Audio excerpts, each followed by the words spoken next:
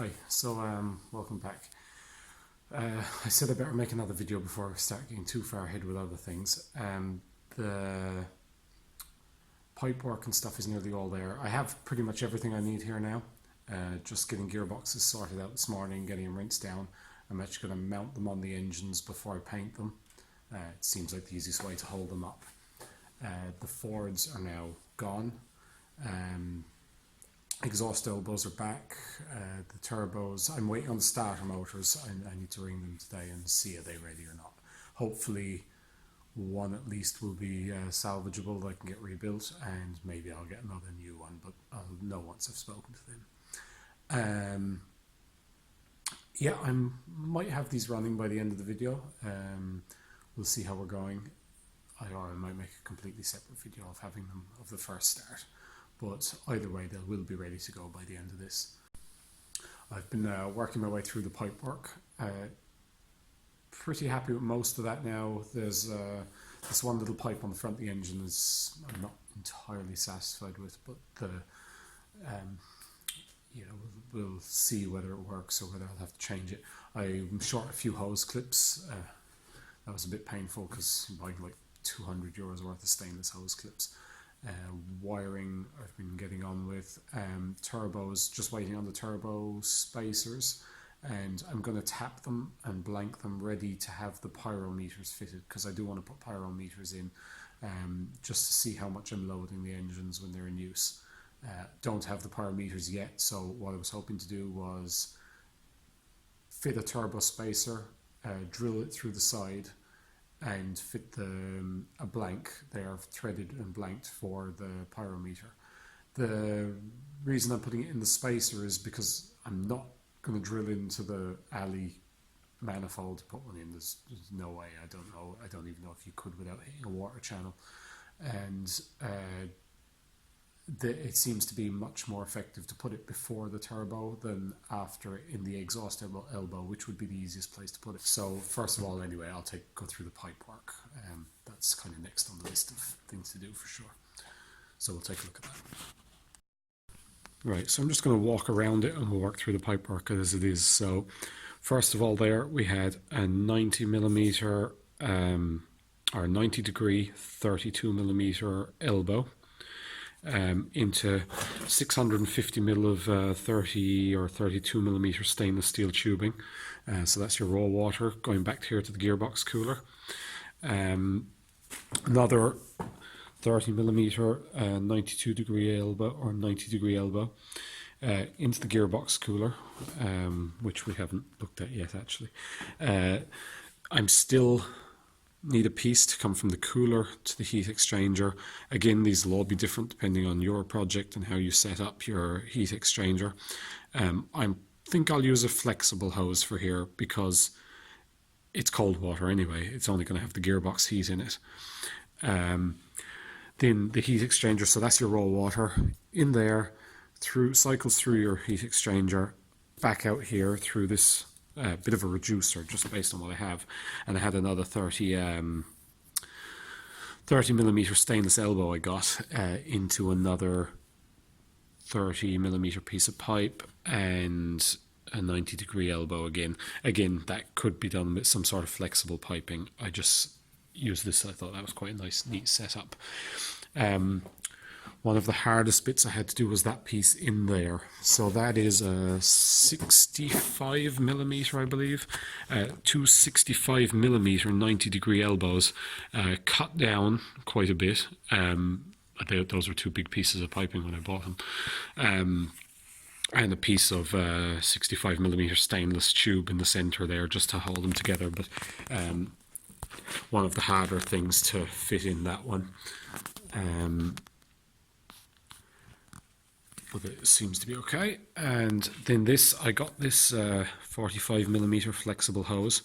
I bought 1 meter, €65 a meter, but it is a nice neat job for that. This front hose is currently what's causing me headaches. It's a very tight bend on that. I tried it with the flexible hose with this stuff. That might work. but it was kind of pushing its limits a little bit. At the moment, this isn't hose clamped. It does clamp up quite neatly now when I've got it done, but I've done a lot of cutting and messing around, so I've got a galvanized bend in there to that I'm going to clamp in, and I think that'll work all right, but I'm still torn as to whether I should try and make up just a metal elbow and then use 2 straights. It would be nicer, I think, if I can at all. So that's most of the cooling pipe work.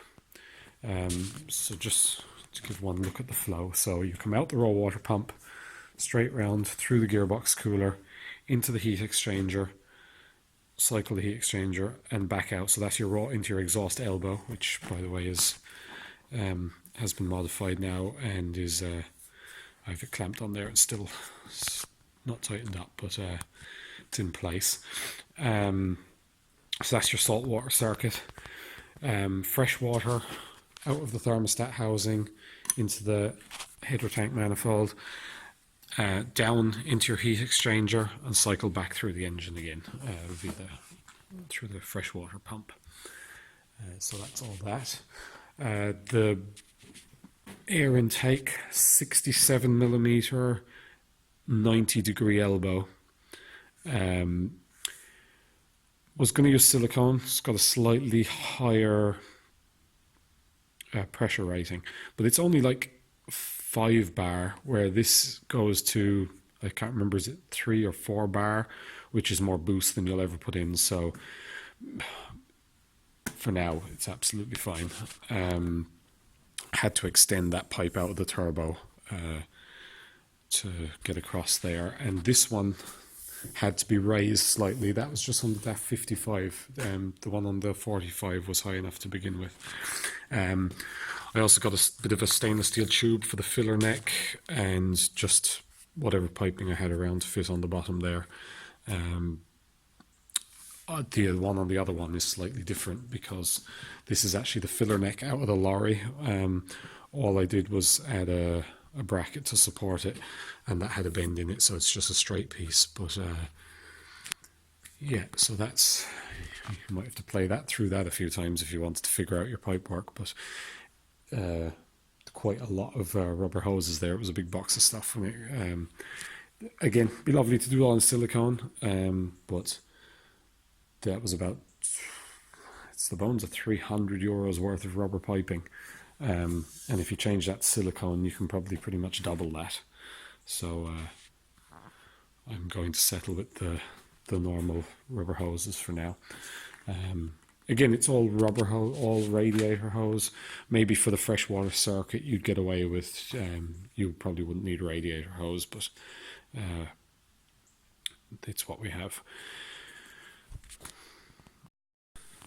One other piece I've skipped over here by accident was the oil return for the turbo. So I got silicone for that. That was a 22mm silicone hose. I got a 45-degree elbow. That comes with quite long legs on each side. Another 650mm piece of 20mm piping, 22mm piping, and the other end of the excess of what I cut off of the bottom elbow was enough to do the feed into the turbo. So you can see there, I'm just waiting for that spacer to come before I bolt the turbo in place permanently.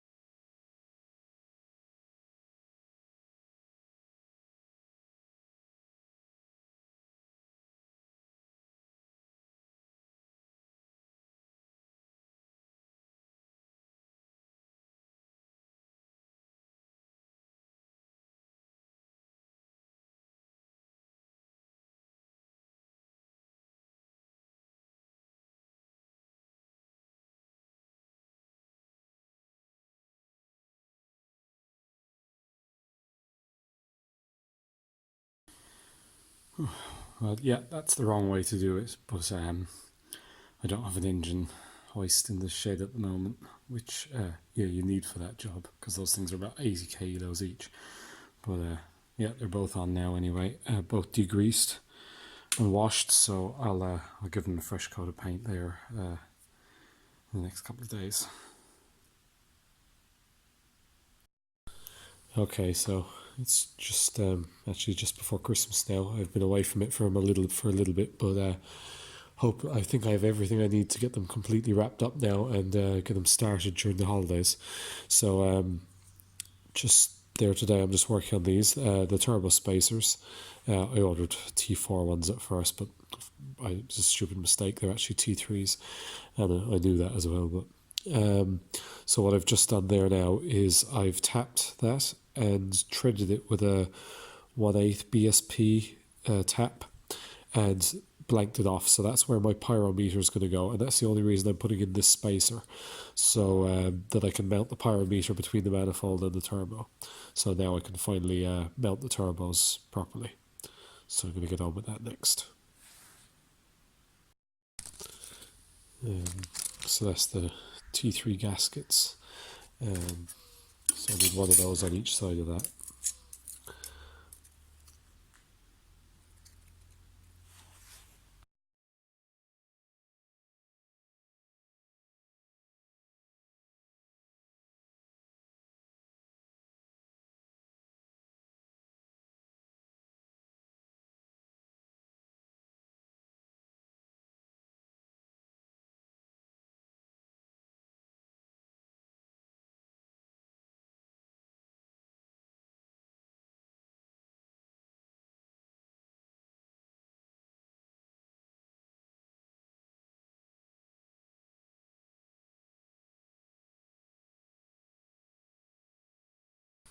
So these little gearbox coolers I went for, they're a little bit underrated for these if they were opened right up. 130 kilowatt rating is what those are rated for. The next one up goes up to like 350, 400 horsepower or something, so it's a big step up. I think these will be well within spec for what I need. I did fit the hydraulic nipples in those.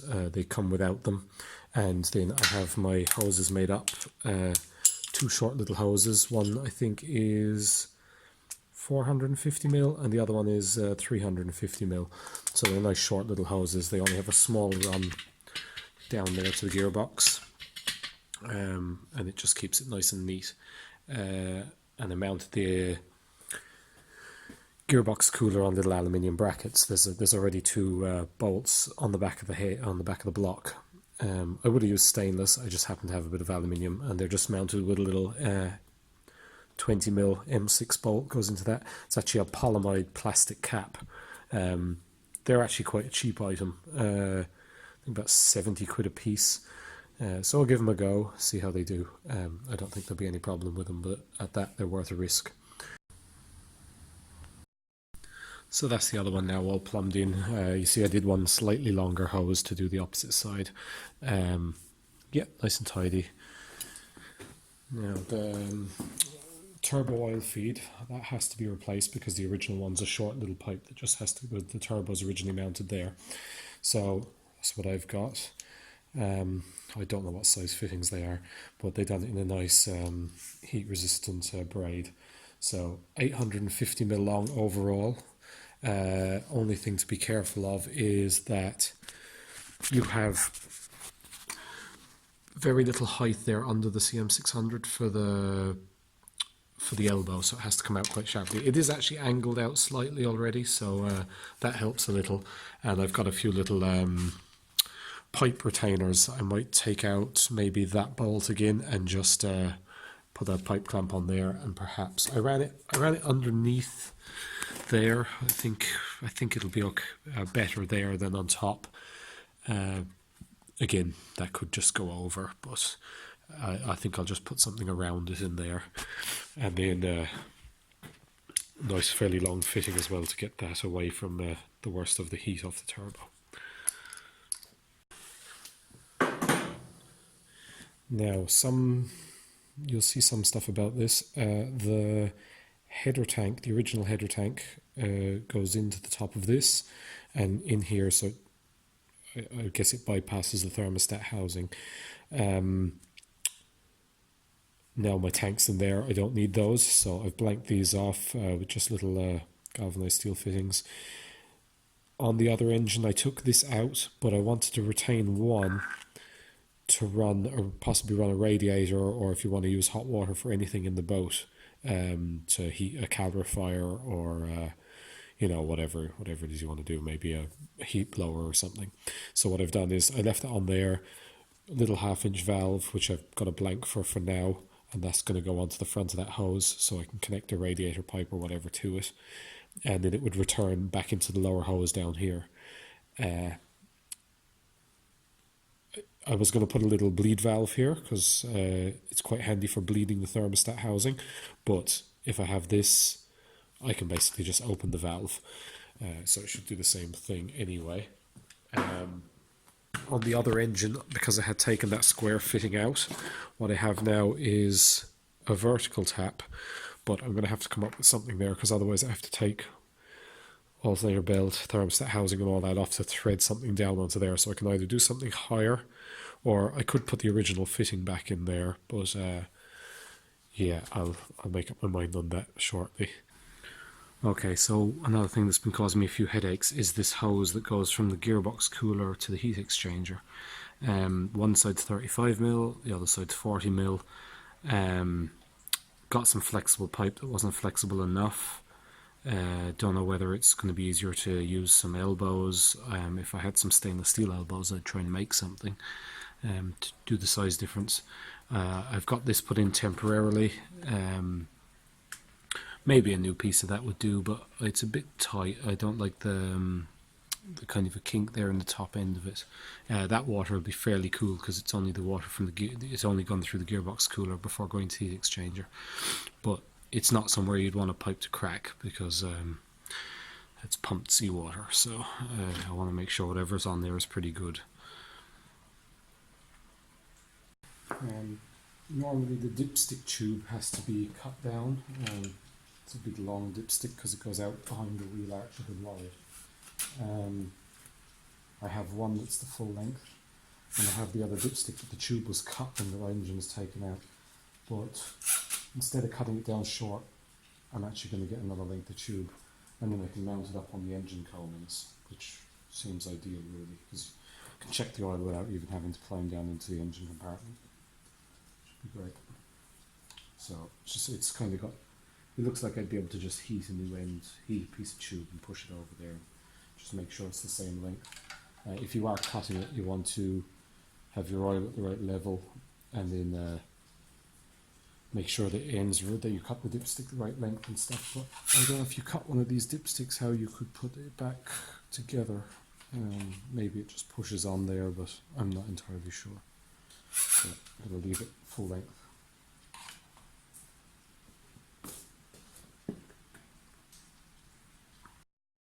Now, I spent a bit of a long wet day soldering my wiring looms from the boat into the actual original engine harness.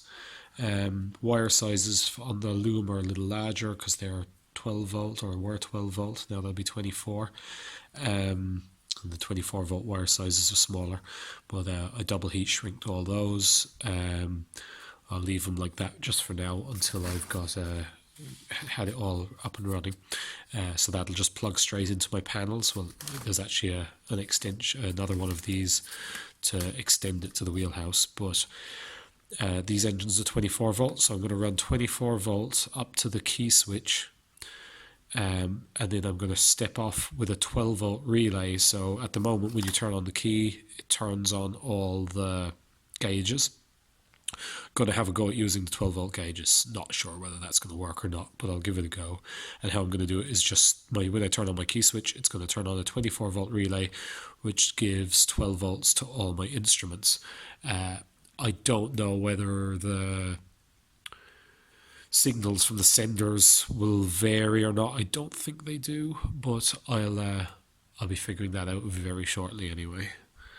You can buy a gauge dropper, a voltage dropper, but it seems I have a 12-volt system on board anyway. I don't really need to be running an extra dropper, so I'll just hook into my 12-volt system and do a lot of labeling of everything so I don't get mixed up.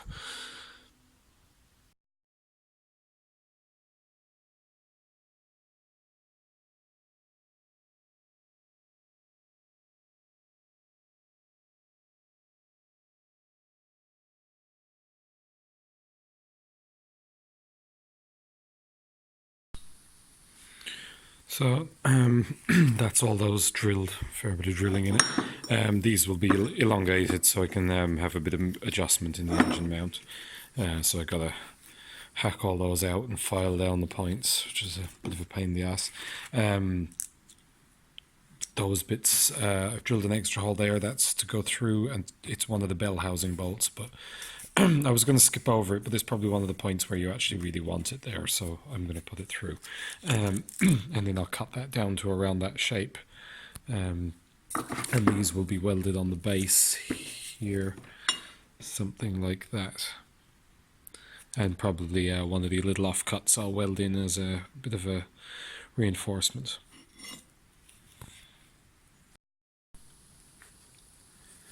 Okay, I really forced myself to get as far as I did with these today.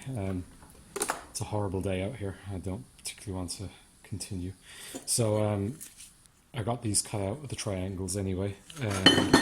Holes elongated.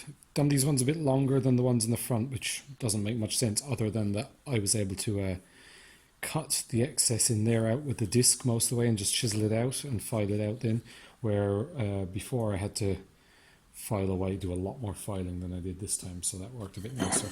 So they will sit something like that. I'll clean all these up and bevel and weld them all tomorrow. And then these are the offcuts from top and bottom, so I'll use those to I'll weld them in there to reinforce that. So that'll be our rear mount, which will then attach onto the gearbox adapter plate. There's nowhere on the bell housings, on the DAF 45 bell housings, to mount a rear engine mount. So that's what we'll end up with.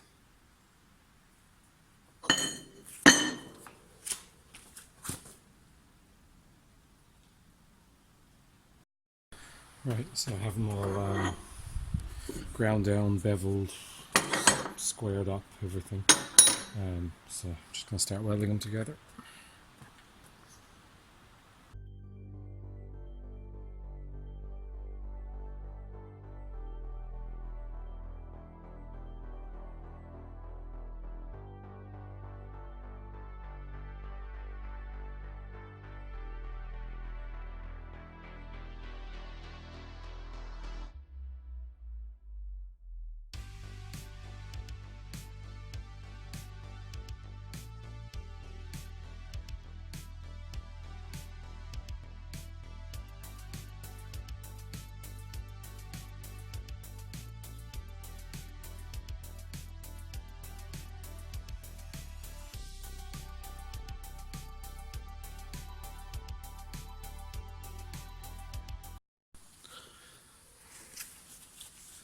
So that's those. We got 2 pairs of mounts, all welded up now. Might give them a coat of paint today, and gonna dry fit them there first, just make sure they're okay. And if any of the holes need boring oversize or anything, I will, just in case they don't line up perfectly. Yeah, another thing done. So there we have the rear engine mounts bolted in place. As you can see, mine go forward, and I'll have to adjust this mount back inside the boat a little bit. I can do that quite easily. The bearer's got enough room to do that. So I suppose ideally if I was putting the bearers and everything into the boat, I would have those going backwards just to widen the footing as much as possible. But this is what will work for me anyway.